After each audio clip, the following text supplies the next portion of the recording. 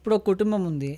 Already వాళ్ళ చెల్లికి marriage చేసి పంపించారు. మంచి కట్నం ఇచ్చి, కట్నం డబ్బులు, కానుకలు, గినుకలు అన్నీ ఇచ్చి పంపించారు. పంపించిన తర్వాత కొన్ని రోజులకి వాళ్ళ పేరెంట్స్ చనిపోయారు. పేరెంట్స్ చనిపోయిన తర్వాత మళ్ళీ ఆస్తిలో వాటా కావాలని చెప్పేసి అన్న మీద మళ్ళీ చెల్లి కేసు పెట్టింది. అట్లా కేసు పెట్టచ్చా? ఒకవేళ కేసు పెడితే అది చెల్లుతుందా? డెఫినెట్గా. ఎందుకంటే అంటే పెళ్ళి అనేది తల్లిదండ్రుల బాధ్యత కింద తీసుకొని మన భారతదేశంలో సంస్కృతి ప్రకారమైన లేకుంటే ఏ విధంగా ఒక కుటుంబం నుంచి ఇంట్లో పెళ్లి చేయడం అని ఆనవాయితీ అది. పెళ్ళికిను దీనికి ఏం సంబంధం లేదు.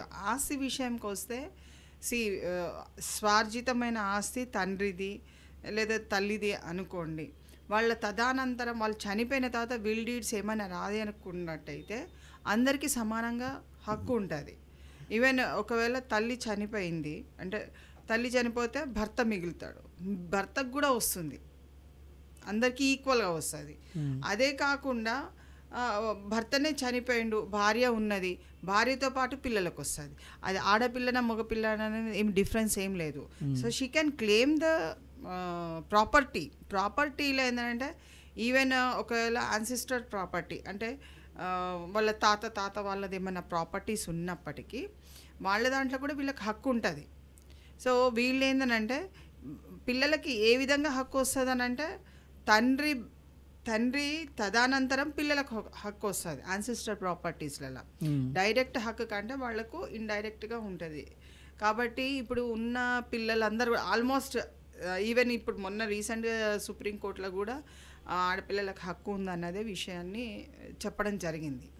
దానికి ఏ విధంగా వాళ్ళు హక్కుతో పాటు బాధ్యతలు కూడా స్వీకరించి కొంచెం ముందుకు వెళ్ళేది. ఇక్కడ మనం అనుకున్న విషయంలో తండ్రి చనిపోయింది కాబట్టి తండ్రి తర్వాత ఆస్తిలో సపోజ్ మొన్న ఒక రీసెంట్గా ఒక కేసు వచ్చింది. 30 గజాలు 60 గజాల లోపట ఉంది భూమి. దాంట్లో 3 అన్నదమ్ములు 1, 2, 3 ఫ్లోర్స్లలో ఉన్నారు. సో వీళ్ళ బాధ ఏంది, అక్క చెల్లెల బాధ. ఆల్రెడీ ఎప్పుడో పెళ్ళిళ్ళు అయిపోయినాయి, పిల్లలు ఉన్నారు, పిల్లలకు కూడా పెళ్ళిళ్ళు అయినాయి. ఇప్పుడు వాళ్ళు క్లెయిమింగ్ ఫర్ ఈక్వల్ రైట్స్ అనగానే వాళ్ళు క్లెయిమింగ్ కోసం అని ఊరికొచ్చారు. ఎందుకు వచ్చిండ్రు? నేను కారణాలు పరిశీలించినాను. మమ్మల్ని ఏది ఫంక్షన్లకు కానీ మమ్మల్ని అవాయిడ్ చేసి మమ్మల్ని పిలవడం ఆపేసిండ్రు, కనీసము పసుబొట్టు ఇవ్వడానికి కూడా పిలవట్లేదు మమ్మల్ని, మా దిక్కు రావట్లేదు, మా నుంచి కూడా వాళ్ళు ఆహ్వానాలు లేవు. సో మొత్తం ఫ్యామిలీ డిస్టర్బెన్స్లో ఉండి మరి కుటుంబ విలువలు అని ఎప్పుడైతే మనం అంటున్నామో ఆ కుటుంబ విలువ అనేది వాళ్ళు ఇవ్వట్లేదు. అట్లాంటప్పుడు మేము ఆస్తిని అడగడంలో తప్పేమున్నదని. మరి కొంతమంది తెలియని వాళ్ళు ఏమంటారంటే, సరే నువ్వు ఆస్తి అడుగు, నేను కూడా నీకు ఇచ్చిన కట్నం డబ్బులు రిటర్న్ అడుగుతా అంటారు. తెలియని వాళ్ళు తెలిసినా తెలియకుండా కట్నం డబ్బులు రిటర్న్ అనేది రాదండి. ఆల్రెడీ ఇప్పుడు మనం చూసుకున్నట్టు తండ్రి, ఇప్పుడు ఈ కేసు ఒక మనం పరిశీలించండి, మీరు అడిగిన కేసు ఫాదర్ చనిపోయాడు కాబట్టి there is no point of అంటే అడగడంలో ఏం లేదు. మీకు ఇచ్చినాము చేసినాము అని అంటే కొడుకు సంపాదించి ఇవ్వలేదు, తండ్రి సంపాదించిన దాంట్లో బిడ్డకి ఇచ్చేయండు. బిడ్డకి ఇవ్వడంలో తప్పు ఉన్నదని. ట్రాన్స్ఫర్ ఆఫ్ ప్రాపర్టీస్ ఎట్లా ఉంటాయని అంటే ఇష్టం ఉండి ఇచ్చే పరిస్థితులలో ఉంటారు. తల్లిదండ్రులు ఎప్పుడు కూడా బిడ్డ బాగోగులు ఉండాలి, ఆమె కుటుంబంతో మంచిగా ఉండాలి, నా పాత్రగా నేను ఒక తండ్రిగా బాధ్యత తీసుకొని తల్లిదండ్రులుగా మేము ఇంత నా బిడ్డకి వెళ్ళాలి అన్నది, ఇంత డబ్బులు మేము ఇస్తున్నాము కట్నం, అసలు కట్నం ఇవ్వడమే తప్పు. మనం మాట్లాడుకునే విధానంలో కూడా ఇంత ఇచ్చినాం అంత ఇచ్చినాం అంటే ఇట్ ఈజ్ ఇల్లీగల్.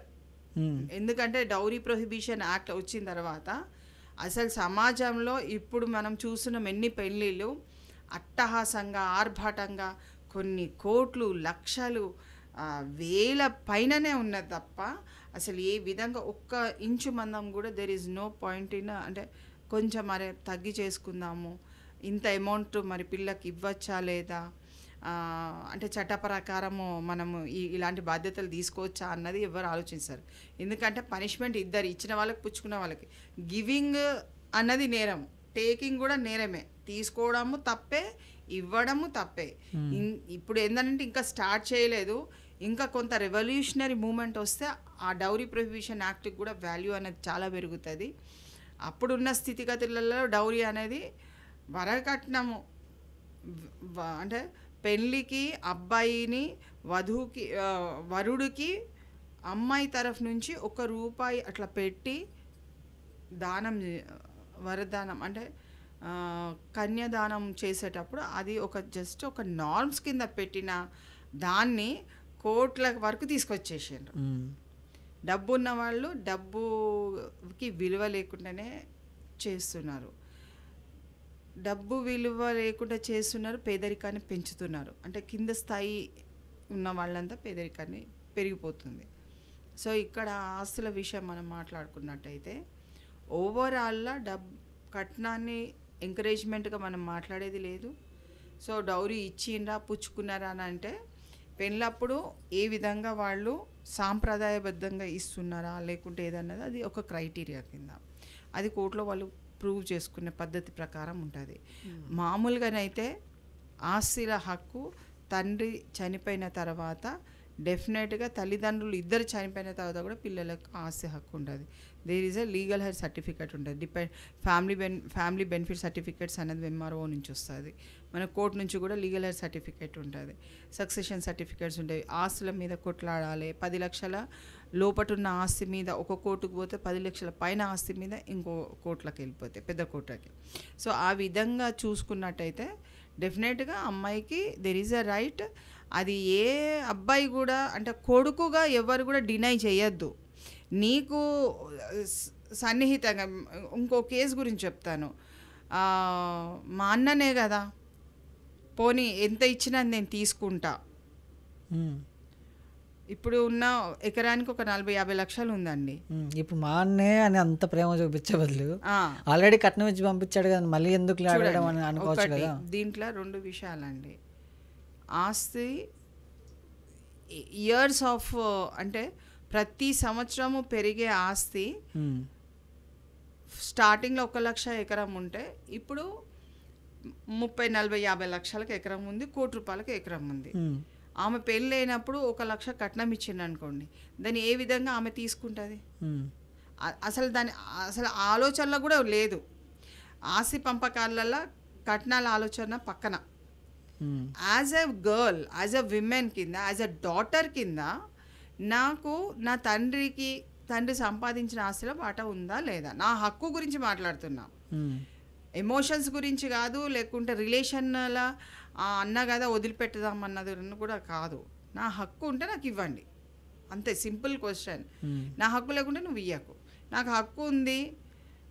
ఒక చెల్లెనైతే ఆమె ముందుకు వచ్చేసింది, మా అన్న నాకు ఇష్టం కాబట్టి నాకు ఆయన ఇవ్వకుండా నడుస్తుంది అంటే ఇంకా ఆయనంతటా ఆయననే నేను ఇస్తా అని ముందుకు వచ్చాను. నేను ఇస్తాను నా చెల్లెకి, నేను దాని మీద అంటే ఆమె కూడా బ్రతకాలి కదా, మంచిగా బ్రతకాలి అని అంటే నేను ఇవ్వాలి అన్నది ముందుకు వచ్చి 1 ఎకరం ఈయనే తీసుకుని 1 ఎకరం ఆమెకు వచ్చింది. సో బీఏ హ్యూమన్ బీయింగ్ కింద తీసుకొని మీరు మీ అంతటి మీరే ఒక మీడియేషన్లో కూర్చొని ఇలాంటి పరిస్థితులలో తప్పకుండా కూర్చొని మాట్లాడుకొని ఒక అగ్రిమెంట్ రాసుకున్నట్టయితే, పార్టీషన్ రాసుకున్నట్టయితే డెఫినెట్గా there will be a solution.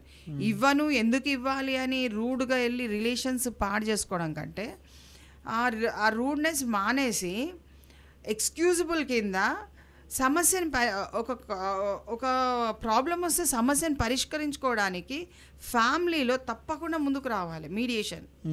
It is a must. ఏ సమస్యకు కూడా మీడియేషన్ లేకుండా ఉన్న అంటే దాని ప్రాబ్లమ్స్ని సాల్వ్ చేసుకోవడం చాలా కష్టము. ఏ సమస్యనైనా మీడియేషన్ త్రూలో సాల్వ్ చేసుకొని కేసులు వేసినా కానీ మీడియేషన్ త్రూలోనే సాల్వ్ అవుతాయి. కాబట్టి కంటెస్టింగ్ వెళ్ళినప్పుడు ఎవరికి ఎంత దమ్ముందా అన్నదే నిరూపణ జరుగుతుంటుంది. కాబట్టి దానికి it is a time taking process. ఎందుకంటే ఒక పిటిషన్ వేసి ఇంకా దాంట్లో ఇంకో పిటిషన్ వేసి దాంట్లో ఇంకో పిటిషన్ వేసి దాంట్లో ఒక 7-8 పిటిషన్స్ పెండింగ్స్ ఉంటాయి అన్నట్టు. ఒక్కొక్క పిటిషన్ని పరిష్కరించుకుంటా అంటే నెలల తరబడి జరుగుతున్న ఆ ప్రాసెస్ ఎవరికి తెలీదు. ఇప్పుడు ఒక సెక్షన్ మీద ఒక ఐఏ వేసిండు, ఆ ఐఏ మీద ఇంకొక ఆపోజిట్ ఇంకొకటి కౌంటర్ వేస్తారు, ఇంకో ఐఏ వేస్తారు, ఇంకో కౌంటర్ వేస్తారు, ఇంకోరు కౌంటర్ క్లెయిమ్స్ వేస్తారు, దాని మీద జవాబు. ఇవన్నీ కూడా it is a process of law in a very అంటే కొంత దూరాన్ని పెంచుతుంది. కాబట్టి ఇద్దరు అడ్వకేట్స్ని ముందు పెట్టి పరిష్కారానికి కోరాలి. కొంత అమౌంట్స్ దాంట్లో డిఫరెన్స్ వస్తుంది. కొంత ఇద్దరు 2 మెట్లు దిగేది ఉంటే అది వాల్యుబుల్ డిసిషన్ అవుతుంది. నేనే మెట్లెక్కి కూర్చోవాలి, నా అంత ఎవరు లేరు అని ఒక అహంకార ధోరణితో పోకుండా ఒక ఫ్యామిలీ రిలేషన్స్లో డెఫినెట్గా అమ్మాయికి హక్కు ఉంది, బిడ్డగా పరిపూర్ణమైన హక్కు ఉంది కాబట్టి అది డినై చేసే కెపాసిటీ లేదు. ఒక 20 ఇయర్స్ నుంచి ఒక కేసు, 25 ఇయర్స్ ఆల్మోస్ట్ కేసు అట్లనే వాళ్ళు ఏం చేసుకుంటారో చేసుకోపోండి అని అంటే ఒక క్వశ్చన్ మార్క్ ఇస్తూ వాళ్ళు ముందుకు వెళ్తున్నారు పార్టీస్. అంటే ఒక 20 ఇయర్స్ నుంచి ఒక కేసుని పెండింగ్ పెట్టగల కెపాసిటీని వాళ్ళు చూసినప్పుడు వాళ్ళు ఏమనుకుంటారు, లాస్ట్ ఏమైతే చూద్దాంలే అని అనుకుంటారు. కానీ వాళ్ళకి తెలిసిపోయింది ఎప్పటికైనా ఈ హక్కు వాళ్ళకు ఆడపిల్లలకు దొరుకుతుంది కాబట్టి అది ఎప్పటికైనా డివైడ్ చేయవలసిందే. కానీ సఫరేజ్ చెయ్యాలి అని చెప్పేసి పిటిషన్స్ అటెండ్ కాకపోవడం, పిటిషన్స్ వేయకపోవడం, పిటిషన్స్ వేసి ఆగిపోవడము, అంటే ఇంట్రీమ్ స్టేలు తీసుకోవడము, అట్లాంటివన్నీ కొన్ని చేస్తూ కొంతవరకు లాంగ్ ప్రాసెస్ని క్రియేట్ చేస్తారు. దానివల్ల సంబంధాలు తెగిపోయి వాత్సల్యం అంటే ఒక ఫ్యామిలీహుడ్ అన్నది విరిగిపోతుంది.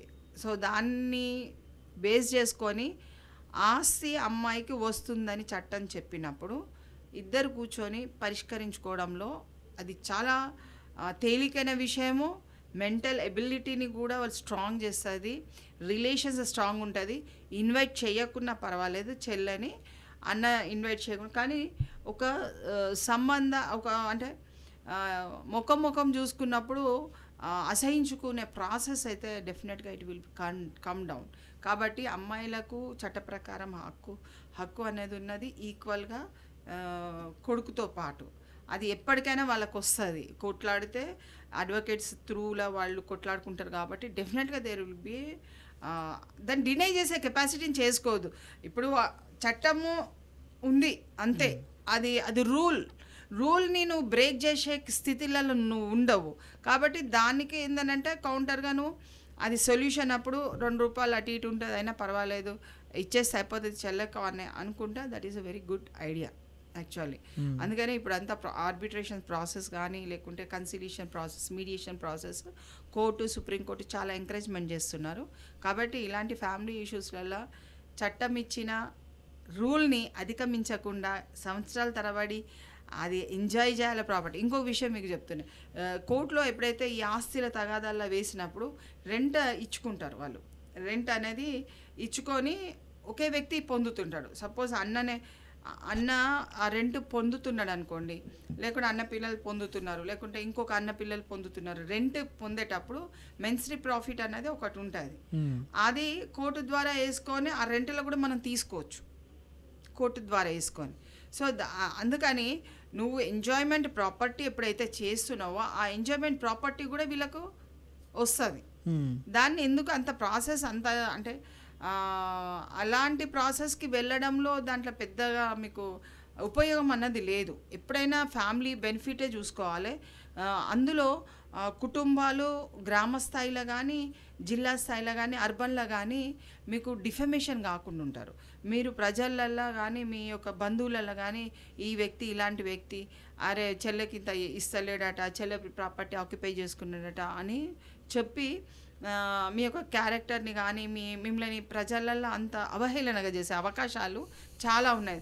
అలాంటి సందర్భాల్లో ఏమైనా నన్ను ఈమె చాలా డిఫేమ్ చేస్తుంది, నన్ను చాలా హింసిస్తుందని మళ్ళీ అన్న చెల్లని అనుకునే అవకాశాలు ఉన్నాయి. అంటే ఇరువైపులా కూడా ఒక బిడ్డగా పుట్టినందుకు ఈమె ఇరువైపులా కూడా చెడైపోయి కూర్చుంటుంది. సో అలాంటి పరిస్థితులు రాకుండా అన్నదమ్ములు కానీ అక్క చెల్లెలు కానీ కూర్చొని ఒక సార్ట్ అవుట్ అనేది కంపల్సరీ చేసుకుంటే బాగుంటుంది. అందులో ఆస్తి తగాదాలతో వచ్చేది ఏం లేదు, పోయేటప్పుడు కొంచెం పోయేది ఏం లేదు.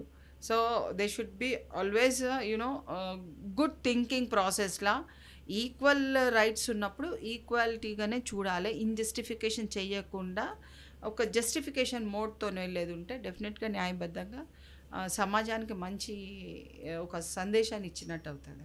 ఓకే, థ్యాంక్ యూ సుభాషిణి గారు.